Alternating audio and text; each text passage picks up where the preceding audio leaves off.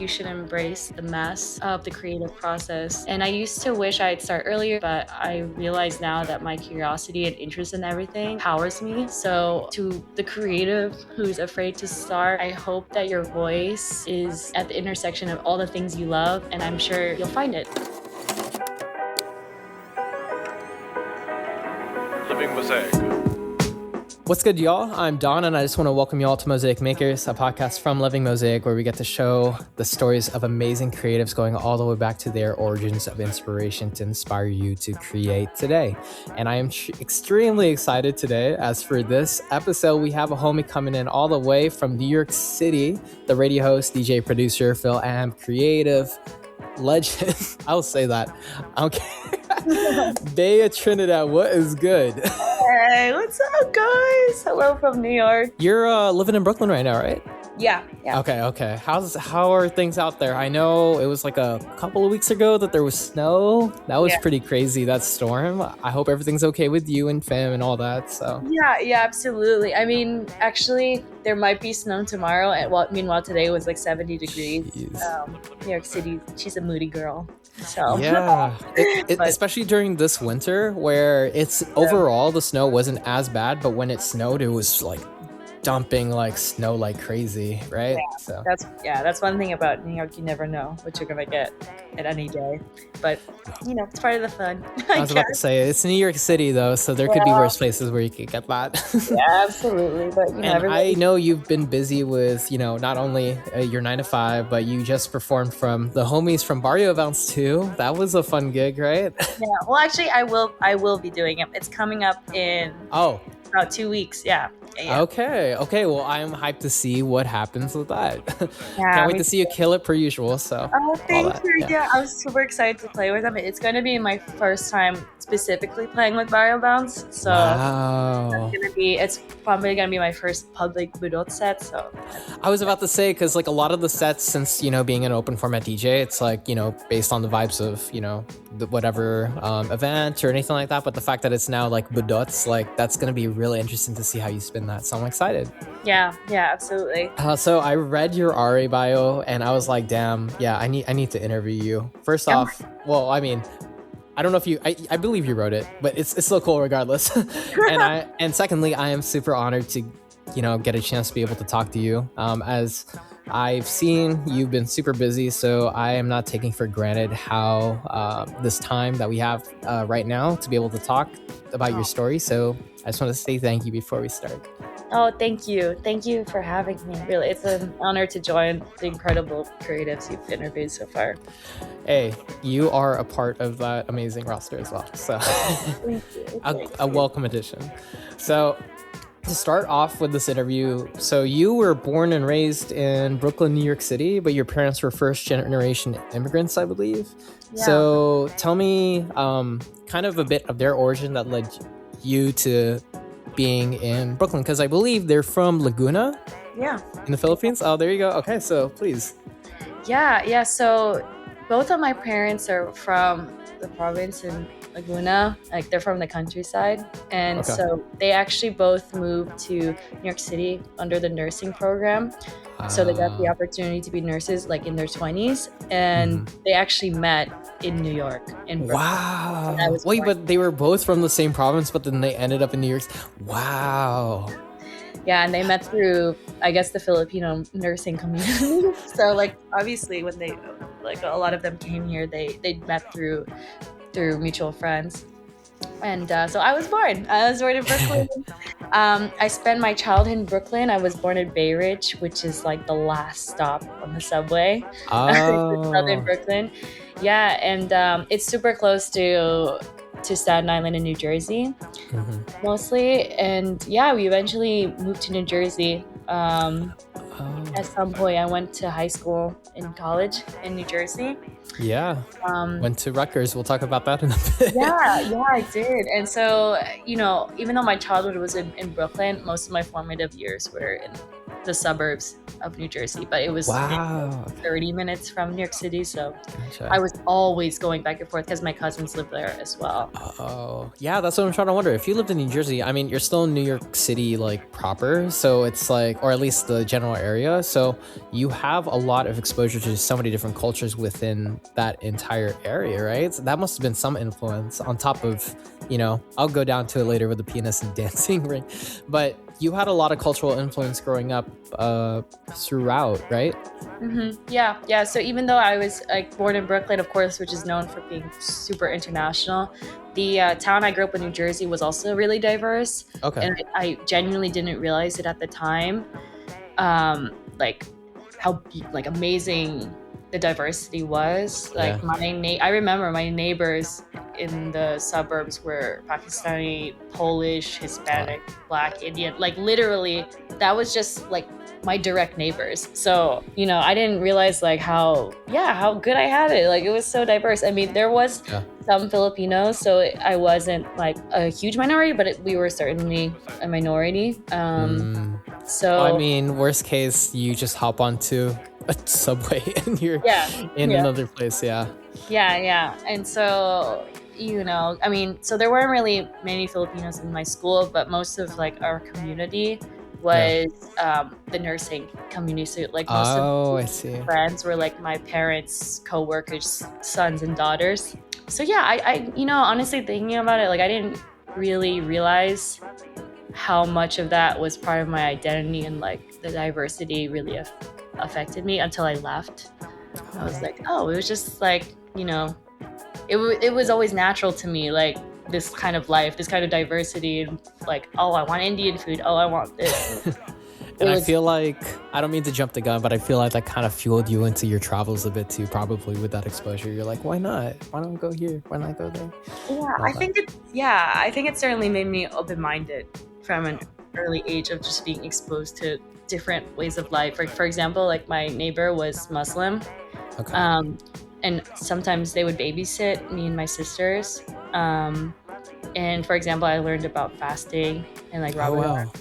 And so like when I was really young, and I mean, that's not really like, Filipinos are really Catholic. So it was just really cool to like, at the time I didn't realize, I really am emphasizing like at the time I didn't realize how good I had it. Like the amount of perspectives that you've seen, like that allowed you to, I don't want to say like, be more open-minded, being able to see so many different perspectives, personalities, different ways of life. So that's really good. That's awesome. And also, I just didn't realize how strong like that kind of culture was really ingrained, because it was just life, Yeah, no, that's cool. That's really cool. Wow. Makes me want to go to New York again. You're always welcome. I'll let you know. So actually, one thing that I wanted to dabble on, because we were kind of hinting to it to your childhood. So you were a pianist and a dancer for at least 20 plus years. So how did that exposure into learning allowed you to open the door for creating your own projects early on in your life, pre-college and all that? Yeah, what's crazy is like I've literally been a creative person since I could think on my own. That's awesome. So I think the first experience with creative art is dance. So my mom started me with dance lessons when I was 3 years old, like as soon as I could dance, like physically. And then maybe like 3 years after that, I started. Well, my first instrument was violin, but I actually hated it because I had to stand for 1 hour and I was so lazy. So I asked to be put on piano instead. I was like, I don't want to stand for an hour. So then I was actually playing piano since I was 8 years old. I don't really know how to play the violin anymore because I completely stopped with that. So that's watch me just bring a violin with it. I'm like, babe, you remember? You know what? I would be open to trying. That'd be really cool. That'd be really cool. Seeing some DJs like incorporate like a bit of like their instruments into like their work too. Like it'll be real. Maybe we'll see. Teaser. Maybe, I don't know. No, really, and that's something like I'm super grateful that I had those passions, and also like this is something I didn't really mention, but I was actually also very artistic, to the point like where I won like most artistic in my That's awesome. yearbook. Yeah, because I was really into drawing. And actually like I was like in this like program called Odyssey of the Mind. Okay. I'm not sure if you're familiar with it, but it's like a school program where you compete with other schools on like a project of who can be the most creative. Like, Oh, wait, really? Oh. Yeah, it's called Odyssey of the Mind, and yeah, I was competing in that, and you have to like build stuff out of nothing, like in the most creative way. So it was just very like, I was very like doing all of these things. And another thing is like, I was super into anime, so I was going to like conventions, like literally when I was 14. So I learned how to like sew and knit and wow, like cosplay and stuff. Yeah, that was like a different life for me.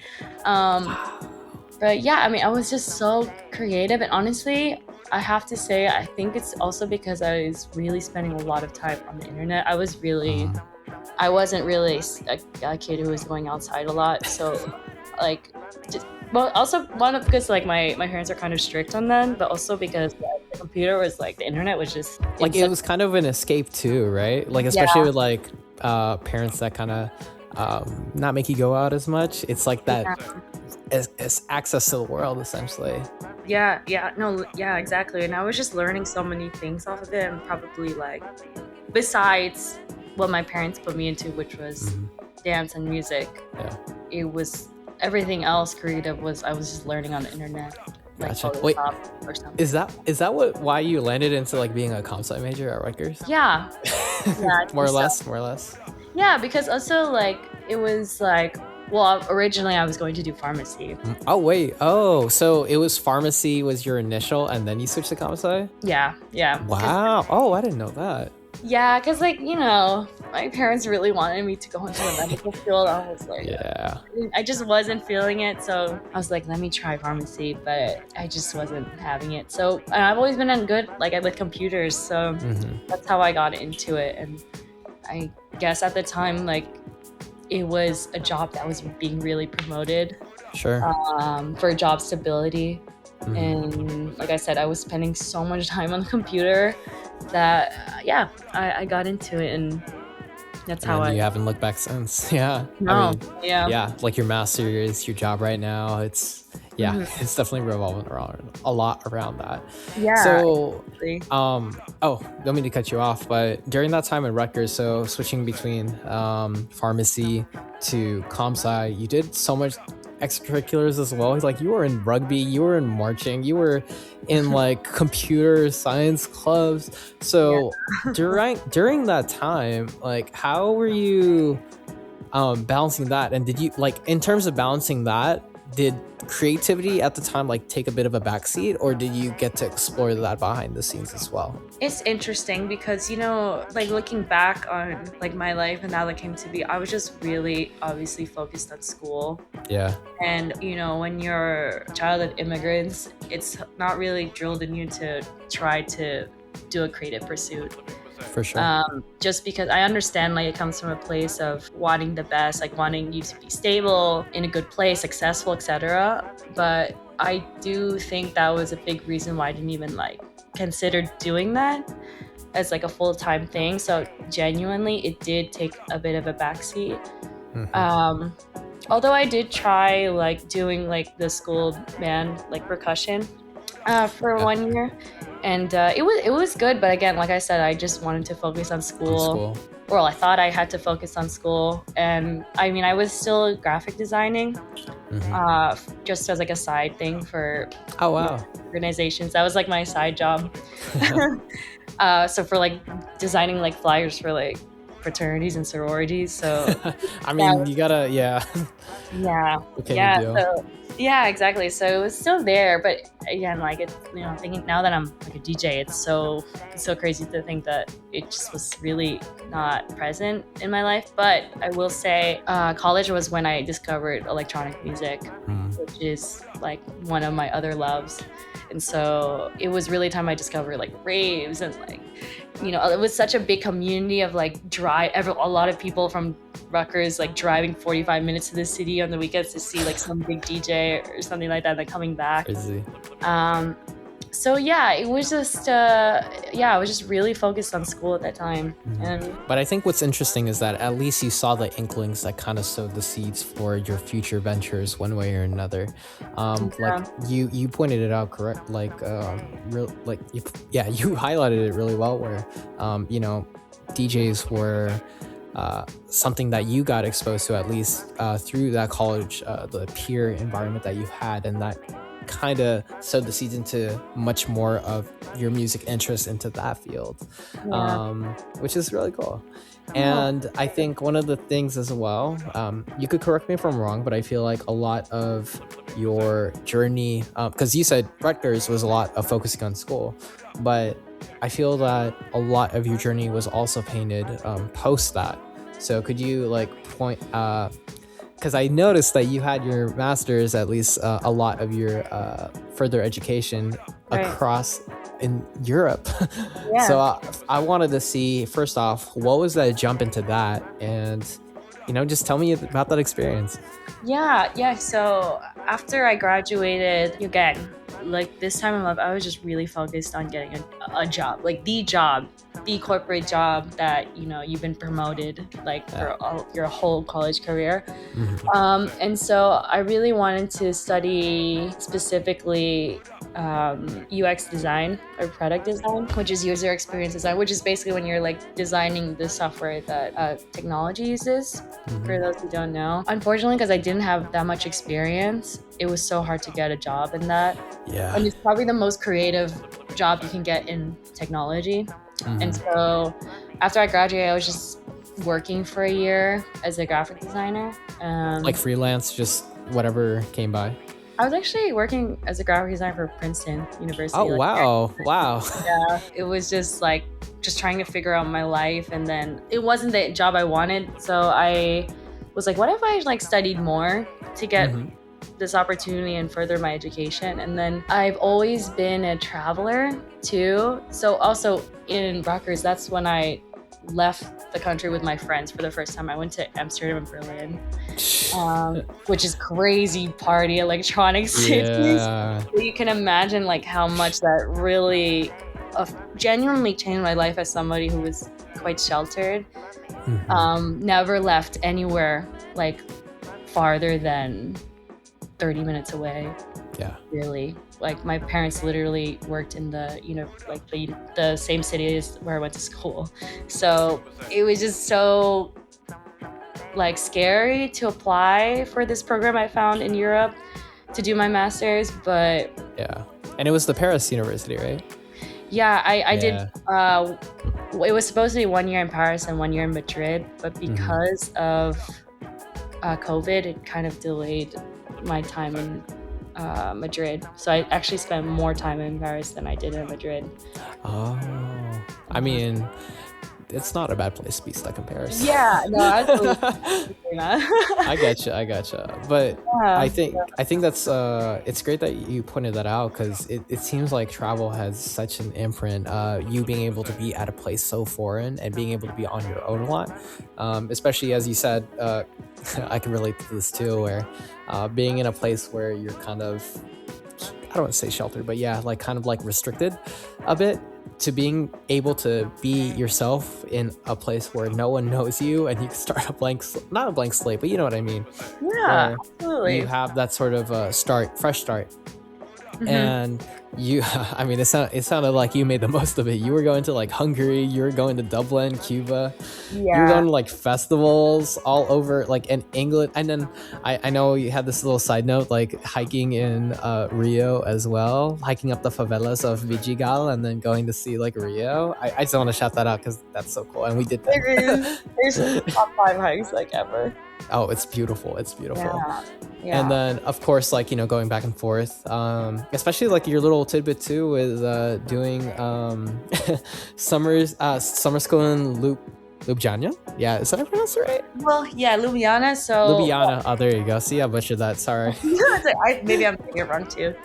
But I was supposed to do that. So that was something really cool about my master's program was you get like a degree from both of these universities. And the whole point is to, intermingle and experience other cultures. And then there was supposed to be this summer school in Ljubljana in Slovenia, but it got canceled because I was there during COVID. It was crazy. Like I think during my first year, like there was a serious lockdown in Europe. So unfortunately, that whole summer, like where we spend a week there, it was online, like 10 hours a day on the computer.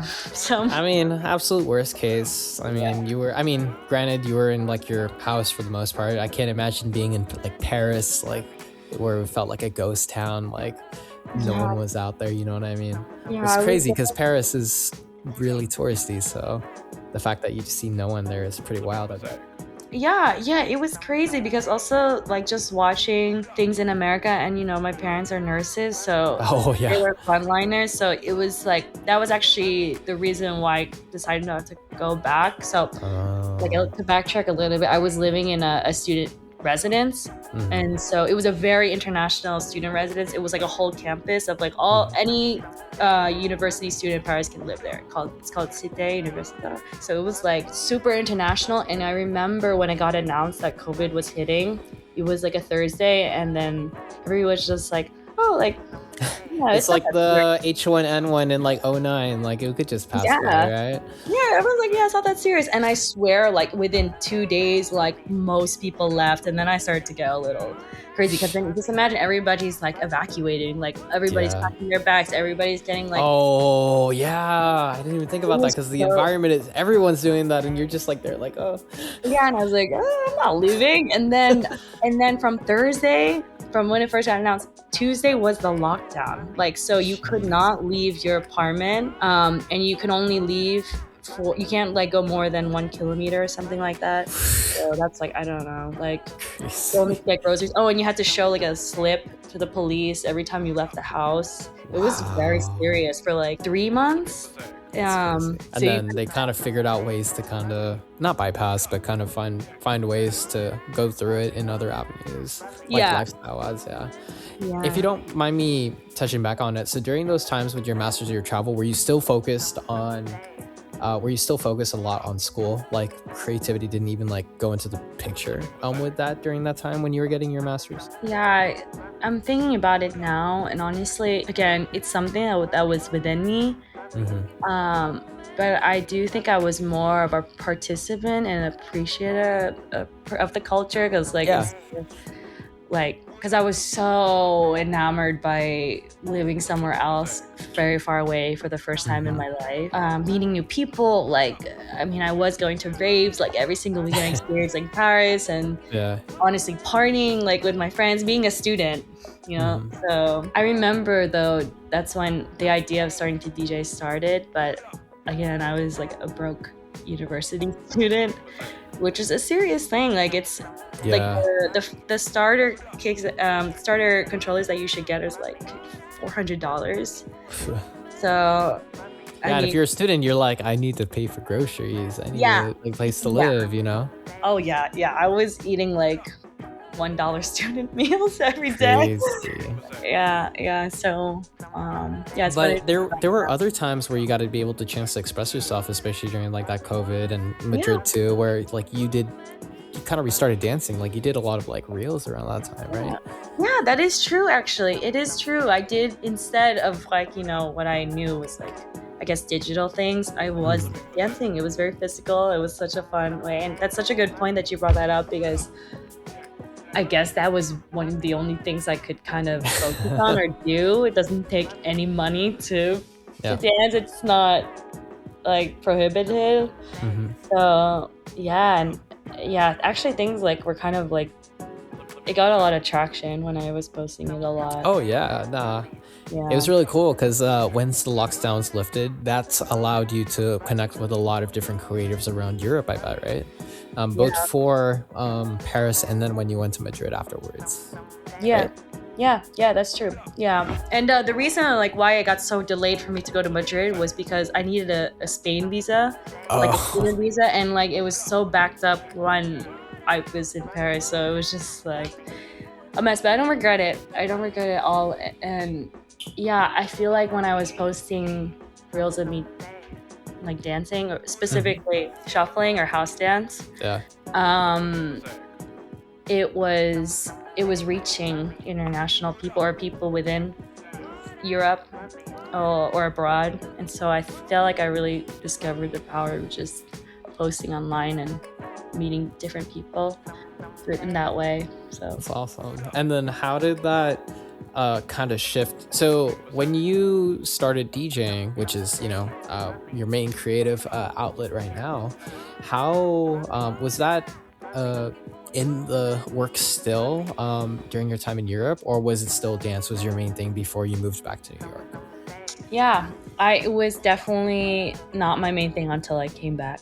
Oh, okay. Yeah, not at all. I remember specifically wanting it, but again, I don't think It's it's talked about expensive enough. when you start. Yeah, I don't think it's talking about enough, like how expensive DJ equipment is. Even like the headphones you should have is like $100. Oh my god. I mean, you can do it without these standard equipment, but there's definitely like a hard. barrier.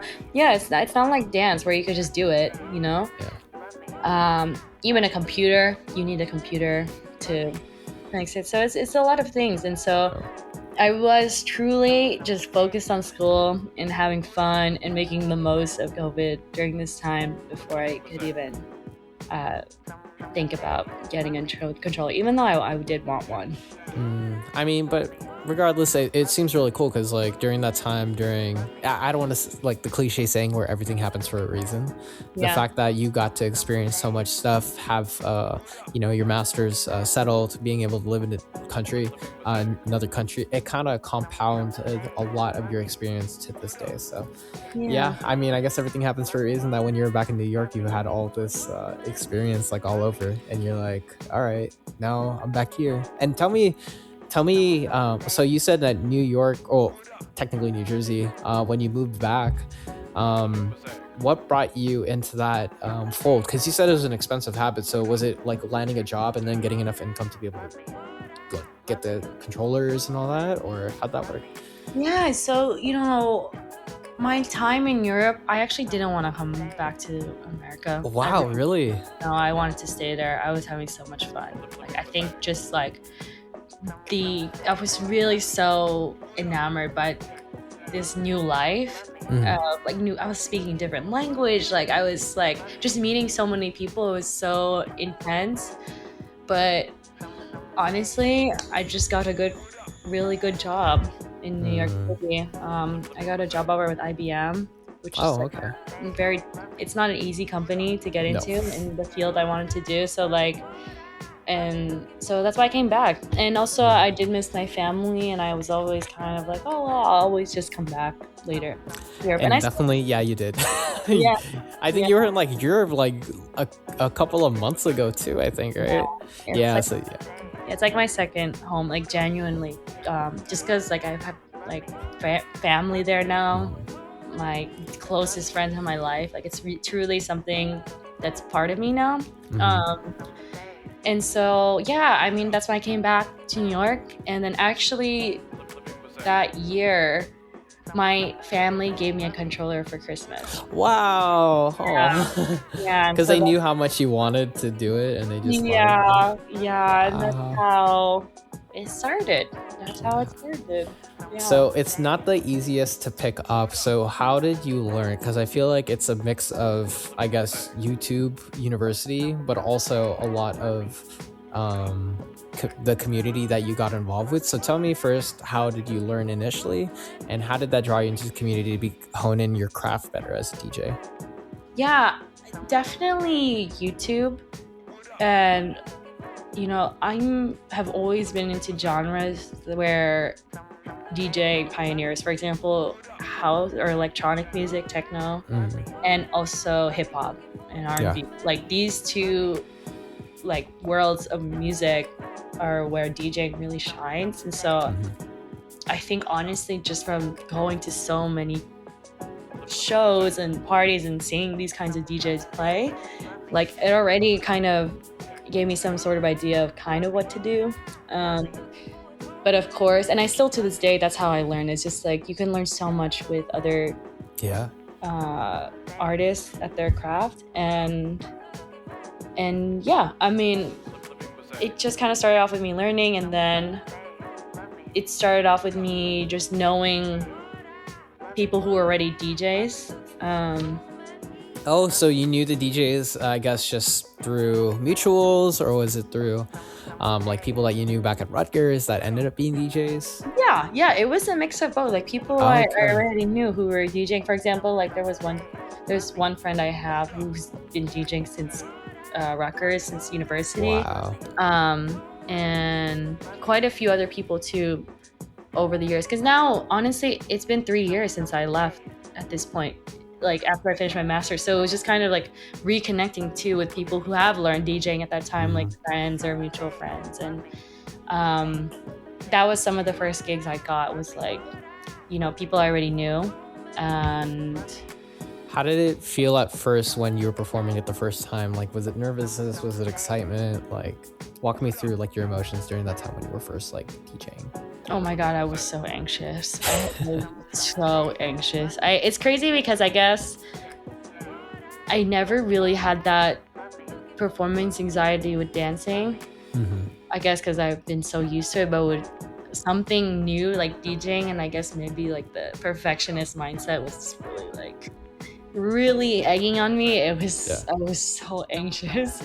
Like couldn't eat. Like it was super. Really? I was so nervous. I was so nervous about messing up, and also it was with people I know, and I think I actually was so nervous about the idea of the people being I know, because if I mess up, that means I have to see them again. And they're gonna remember that I messed up. Yeah, but I mean, it went well. So yeah, that was a lesson to like be like, just have fun, you know. I would tell her to not be so nervous. Like, yeah, it went and well. even like making the mistakes, it was kind of like the support that you get from people, you know, to being like, yeah, you got this now, you're good, you're awesome. Like, I bet it was really reassuring to have that community behind your back throughout that time of a lot of honing in your craft. Yeah, I do want to shout out this one collective. I don't think they have been throwing events as much anymore, but this one collective called Bad Behavior. They're like Filipino collective, but they gave me my first gig, like first public bar gig, and so they've been so kind when I was DJing with them. And so yeah, but before that, it was also my friend's birthday, but it was just like some like space. It was like a private party, so to do it in front of like people I don't know plus my friends was like a lot. But yeah, that was a few years ago now. But then throughout, you know, time, you got used to it, and now the fact that, you know, going into a year or so into DJing, the fact that you look back, I remember you have this in the notes, so I wanted to point it out, looking back into seeing places where you would pay to go to, that you would be performing there. That must have been like such a surreal and appreciative like time that you like recognize that growth as a DJ. So talk to me about that, when you felt that, because like I think not just Public Records, elsewhere, House of Yes, like and then also you opening it like performing at like Prospect Park, where you know got to travel as a kid, and then also performing out of anything, the US Open Fan Week too, which is pretty surreal. It must have been surreal after those first like that first year or two DJing, that you're like, damn, I'm doing all of this is crazy. Yeah, and you know, I'm super lucky, and I want to also say like this kind of growth is really fast. You know, some people don't reach these gigs until like a few years, but like I will say I was very lucky, maybe, and also that maybe I just met some of the right people and said yes a lot. And so yeah, it is, I think that is for me the biggest honor, and I still am reaching it every day of like somebody I used to look up to, or I still look up to, but at the time like I was like paying money to see them. And now I'm DJing with them, like we're sharing a lineup. Like as a peer, yeah. Yeah, now we're peers. I'm like, that's so crazy to me. And I mean, for example, like in elsewhere, I don't know how many times I've driven up from Rutgers to go see a DJ I really wanted to see. And so to perform on those same stages to me is like the biggest honor. And honestly, I'm just kind of like checking off all the venues I used to go to and like eventually playing on there. So, and also now I'm looking forward to even reaching more stages. So I know this is like a bit of a spoiler, but the fact that like I'm seeing you like with your content, with the reels that you have at your dream home, by the way, and also, you know, just doing all these sorts of random but amazing experiences. I'm really excited to see what you have in store for sure. I mean, you've done amazing stuff already. That's why I'm interviewing right now, but no, it makes me even more excited to see what the future lies in store for you. So exciting. Thank you so much. I appreciate it. Of course. So looking back into a lot of getting to DJing, getting into, you know, because you still have your 9 to 5, like balancing that. Yeah. How was it to balance all that together? Because that must have been a lot. There were times where I saw you were doing 5 events in a week and I was like, how is she doing it? So I just wanted to open the floor to see how you were able to do a lot of the balancing and also a lot of taking care of yourself within that process as a creative and balancing, you know, your personal life. Yeah, that's such a good question. And I think a lot of people in nightlife have to determine for themselves too. Yeah. Because it's not an easy lifestyle. It's not like a stable lifestyle in the sense that it's not the same every day. It can be different. And yeah, I think it's also interesting because, for example, in New York City, it is not easy to live here in general. It's very expensive. And so I think that if you want to be a creative in this space specifically, you have to really love it because you have to work really hard to get financial money from this, honestly. Yeah, I mean that's I mean as much as it's like, you know, a dream, it's also a reality that you have to balance that, especially in New York City. I can't imagine balancing that. That's a lot. Yeah, most people I know who are in music or just creatives in general have some sort of day job, and I don't think it's talked about enough that a lot of people do have day jobs. I mean, we all wish we could do creative pursuits full time. I mean, if we didn't have to pay bills, that's society that we live in. Yeah. So it's kind of artists. So yeah, it's not easy to balance. And also, I also want to point out, being in the electronic music space, it's very volatile. Like, you know, drugs and alcohol, it's like very everywhere. It really is. And so people can lose themselves in it. It's really easy. I've never been like that kind of person who, you know, will get too deep into things, because I'm also cognizant of the fact like I need to take care of yourself. But it's not easy, you know, when you keep, you know, like when you get to know more people, you keep getting invited to like this and this and that, like this after party, et cetera, et cetera, et cetera. And so it can become so volatile. Just really difficult. And so, you know, to answer your question, like, I think saying no to things really helped me and has been something I actually struggled with in the beginning, because, you know, when you're a DJ, it's like your environment in office is the party. So it's difficult. And so I think genuinely saying no to where I should be, and also being cognizant of the fact that the party will come back like tomorrow. I think fair. I think like having FOMO maybe was like really influencing me. And actually that was something I had trouble with, is managing my time, because I also realized I'm getting older and I don't have the same energy as I used to have when I was like 21. And so I mean, now I really value sleep. Oh my god. I think a lot of, you know, people in music will tell you that too. It's like, because your hours are the nighttime, and unless you're doing a day event, but most of the events are at night. And that messes up your circadian rhythm a bit too. So absolutely. And again, I have a day job, you know, I still have a 9 to 5, and that can be really difficult. But I just love it so much. I will make time to make it happen. That's what I think.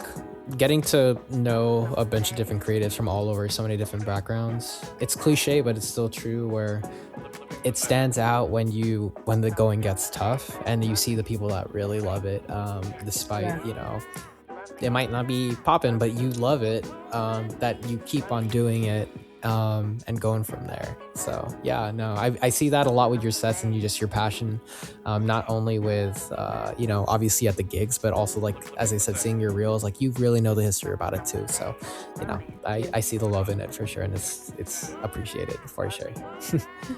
Thank you. Of course. So another part of that sort of self-fulfilling thing is, through a bunch of your solo trips. So this is a question more into your solo trips. I think this is more holistic as a person. So I notice a lot, getting to see so many different walks of life, going through different countries and stuff like that. I remember seeing you, like, at your birthday, and you broke your phone, like, at the Haiyan Loop in Vietnam. That's so funny. That's crazy. I was living in the moment for sure. That's really cool though. But doing a lot of these solo trips, I bet during that time it allowed you, and especially, like, this was your time, like, while you're still DJing and all that, getting a chance to go to these solo trips and have a self-reflection. What was the factor, what was the perception that changed the most for you when you got a chance to be able to travel these and then come back?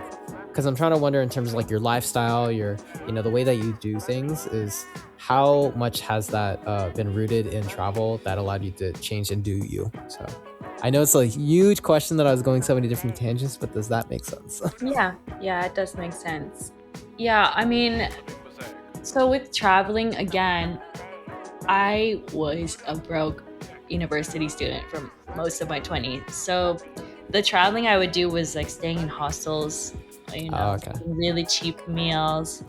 And because I felt like the best things I saw was just living their life and learning about the culture. This is the best memories I have, and meeting people from all walks of life. And I want to also say I'm super fortunate, the fact that I can even do that with an American passport, because I also learned that it's not easy to travel like that, because you need, like, even just the fact that where you were born affects your ability to travel. And so, I'm so glad and honored to be able to experience these things, because, like, it's something I really take to my heart. I've just met so many kind people, and it really affects the way I live my life. I think with kindness. I think one of the things that I noticed too is how big you are into just communities in general too, and you kind of got a lot of that exposure through so many different parts of the world, that you've seen how important that community is. So I bet that was a lasting impression for you too, that if in your power that you get a chance to be able to do that, be able to be a person, to be able to host that or create that forward. Absolutely. So? Yeah, absolutely. And honestly, it's just, I think that's something I really learned and carry with me, is that people are really kind. Like, no matter where you are in the world, people are kind. And now, especially with DJing, now I'm really getting into the music community of different places all over the world. And, like, I seriously have only met seriously kind people. And I think we can forget that nowadays with everything horrible we're seeing on the news. It's like, you can think that a stranger or foreigner is bad, but it's not the case at all. Nope. Even if you don't speak the same language, people can be really kind, especially now with, like, Google Translate. I've had so many conversations with that, like that. Yeah, no, I remember there was this one time where I was in Rio and I was just taking Ubers, and I wouldn't know any Portuguese, and we would just have a whole conversation, like, driving, like, through, like, Google Translate. So it's really crazy to see that at the end of the day, we're all human and we all have our own wants, needs, desires, and that need for social interaction. So it definitely does resonate in so many different levels, whether it be a creative scene, general community, like, So no, that's wow. No, you pointed it out, like, nail on the head right there. That's awesome. Absolutely. Yeah, so that's a great segue that you mentioned that as well. So how were people, we kind of talked a little bit about this too, but throughout your time, like, to this day with the music community, how much importance do you like hold value with seeing the community helping each other out, especially in New York City? I'm always curious on how that scene is and how the community is there that allowed you to be who you are today. Yeah, I think it's interesting because there is so much community outreach here, and there is a community help. There's so many opportunities where you can participate in, but you have to put yourself in that, Like, I keep constantly finding community opportunities, especially in DJing, in music. Like, I've done so many events to raise money for a certain cause. And I mean, I think it's just because like I'm friends with people who are interested in that and interested in community. I'm so grateful they've introduced me to other people in the creative community. And I enjoy the fact that it has brought so many creatives together, even though it's an event. For example, somebody's graphic designing the flyer, or somebody's writing a piece. There's so many different ways that the creative community can help with this. And so there's so much opportunities for that in New York City, for a place that's built on community and an international population. And so it's definitely there. But I have to say, sometimes I wonder if I'm just in a bubble, because I'm POC person and in a creative community, and I wonder, I do find more help than not, but sometimes I wonder, is it just because I'm in my own bubble? And it's a good bubble though, but oh man, you're gonna get me real existential trying to think, am I in a bubble too? Are we all in a bubble? But the most important thing is there's a difference being made. And I feel like also it's in my nature to be community oriented. I also learned that from traveling too, or just meeting people that I'm like super community oriented, but like maybe Filipino, honestly. Yeah, I know, right? I was like in a flight from like Austria, like from Istanbul to Austria, seeing like BRIE and Franchise Reform, if you know about them. And then they were like, oh no, and I was like on my flight in Turkish Airlines, and I met this Azerbaijani dude, and he was like, oh, are you Filipino? And I'm like, oh yeah. He's like, oh, I get it. And I was like, oh, what does that mean? But then we're like, we're just like I don't say like the stereotype of like happy-go-lucky, but we're a social people, especially with being Filipino. So I definitely get that sensibilities. It is the stereotype, but I genuinely feel like it's generally in the culture. For sure. Which is a nice thing to be. Oh yeah. And it's cool too, because we touched on COVID a little bit, but the fact that COVID kind of closed that gap where we know so many different mutuals, but they're in different continents, and we're like, wait, this person, wait, that person. So I bet you have a lot of that throughout your time. So no, it's really cool. It's so crazy. I went to Hong Kong by myself recently for my birthday, and I was eating at like a restaurant, and then the person who was hosting me or serving me, we're just genuinely talking, also because I was there by myself. And then I mentioned I was a DJ, and then like I live in New York, and he's like, oh, my friend like is a DJ and lives in New York. And then turns out we both know the DJ, and all of us are Filipino, by the way. So it's just crazy.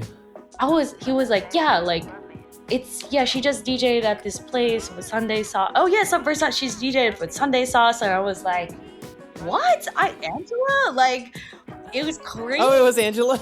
Wait, you know her? Yeah.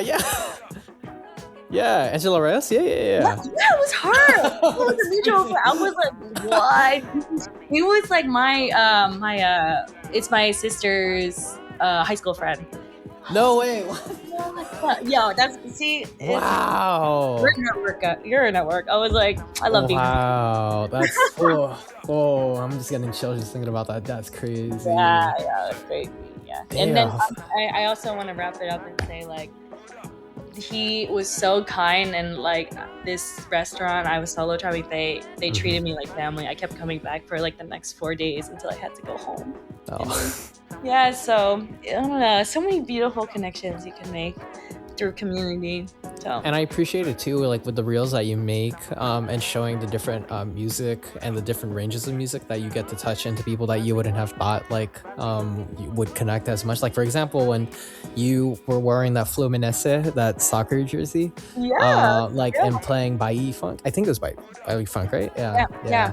yeah. Like it blew up in Brazil, as you said before. So like the fact that you get to connect with so many different people just making the content you're out there, especially with the internet nowadays where it's so universal, it must be surreal to be able to connect with so many different people, not only in a person-to-person level but also just with your content in general, and that's really cool. So no, Oh, keep on thank doing you, you. man. Keep on doing you, man. Thank you. Yeah, I genuinely hope that maybe it'll satiate people's curiosity like it does with mine, and maybe learn something new, and yeah, just be a little more open-minded with music they're hearing, or learn something about culture, because there's so many things you can learn about a culture through its music. So That's yeah. actually a great segue, because I have another question with that. So, now that you have this creative platform, how do you feel that it's being important to be able to use that to highlight the communities that you love, with POC, with BIPOC, with women, like creatives as well, Yeah. being a film as well? How important is it to be able to use your creative platform to empower these communities? It is so powerful, and I feel like everything I want to do just once is towards empowering these communities. And like I said, it really wasn't until I left and experienced other places where I really realized who I was and what makes me me. And even like I kind of just came to the realization that my music is so New York City driven, like the genres of that power New York, like disco, house, and hip hop, like that's what I like to play. And so I also want to give more chances and show other communities that if I can do it, they can do it too.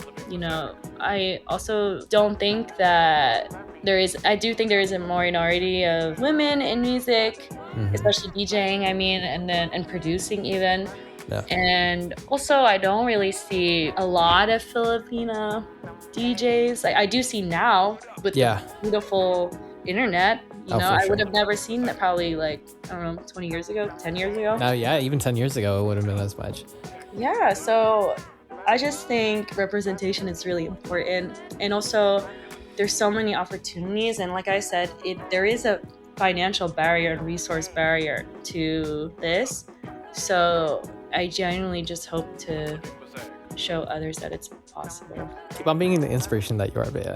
Oh, thank you. I'm just trying because there's been so many other figures in my life that I look up to, and I'm like, thanks for showing me it's possible.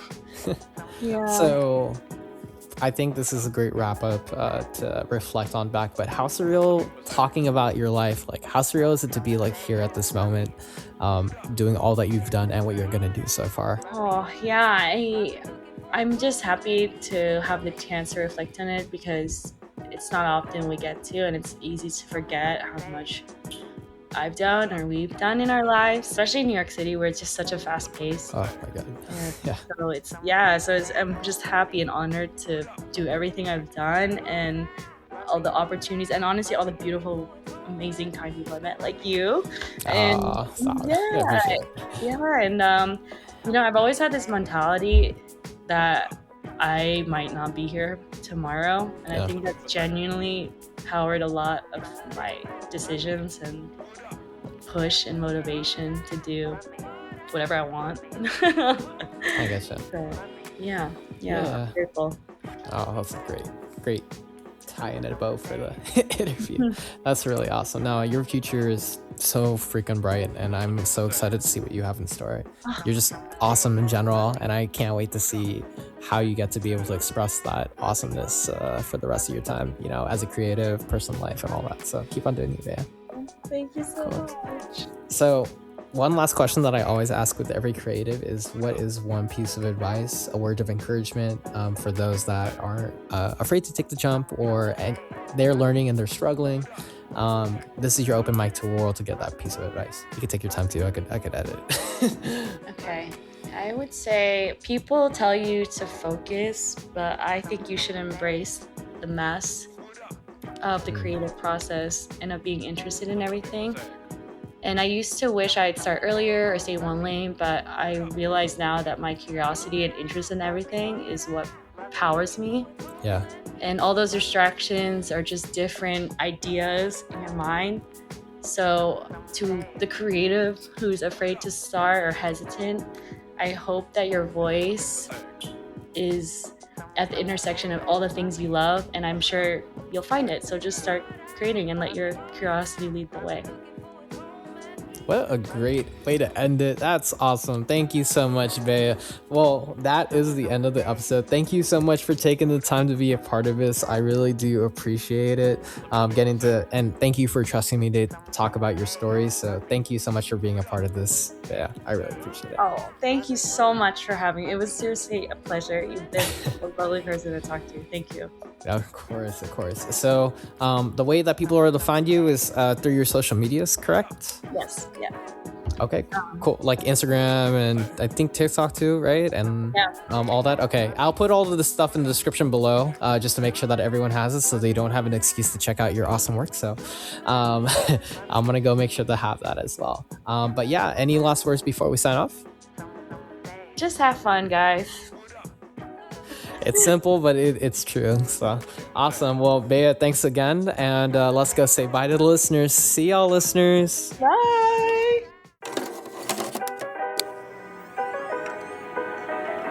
Living Mosaic. Well, welcome back. Hope you enjoyed that episode of Mosaic Makers. Again, I just want to thank Bea for taking time out of her busy schedule to talk about her journey as a creative.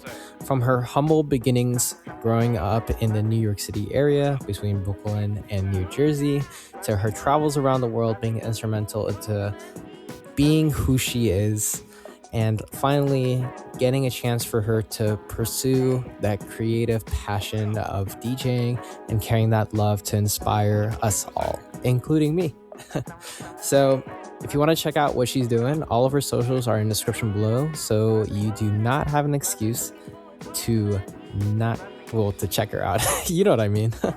So now, as we wrap up Living Mosaic, I do not want you to miss out on the insane amount of content that I have in store, whether it be with the bios or with the podcast episodes. I just want to make sure that you get to follow it, so that way you get to enjoy it. So please follow Living Mosaic on our website, livingmosaiq.com, on Instagram at livingmosaiq, and all of our available social platforms. All the links are in the description below, so you get a chance to not miss out on more. And if you like the show, please show your love by getting like, share, and follow on all of our available platforms, whether it be on YouTube, Spotify, or Apple Podcasts. I want to ensure that we get to spread this inspiration to the world, and with your contribution, you are helping. And hey, please leave a good review and highlight anything you love about this show, so that we get to curate this to be the best experience for you, the listener, because it is all about you. So again, thank you for taking the time out of your day to listen to this episode of Mosaic Makers. Hope y'all have a great rest of your day, and I'll see y'all in the next episode. See y'all.